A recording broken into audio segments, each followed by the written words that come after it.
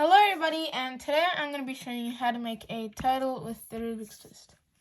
So make sure it's like slanted like this, and then count 1, 2, 3, 4, 5, 6, 7, 8, 9, 10, 11, 12, and then turn the 13th block down, or turn everything else down.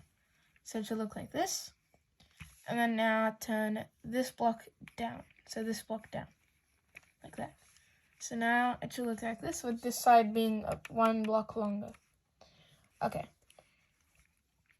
So now what we're going to do is we're going to turn this block inside, like this. And then we're going to turn this block outside, like that. And same with this side, so we're going to turn this inwards, and then outwards. Or outwards and then inwards. Yeah. So it looks like that with this thing at the bottom. Okay, now we're going to come down here and bring this up. And bring this up as well. And then we're going to count 1, 2, 3. And then turn this block to the right. And then we're going to turn this block like across, I guess. And then we're going to turn this block 2 times. Now the same on this side. So you're going to count 1, 2, 3. Turn this block down. Turn the next block across. Turn the block after that 2 times. So now you should have something that looks a bit like this, with this sort of slope at the top.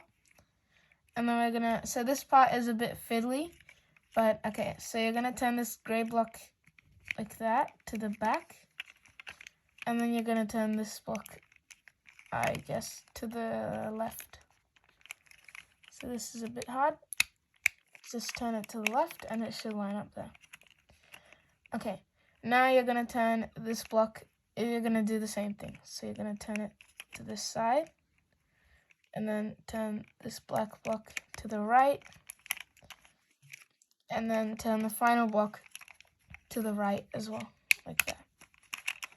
And just adjusting it a bit, and there you go, you have the title.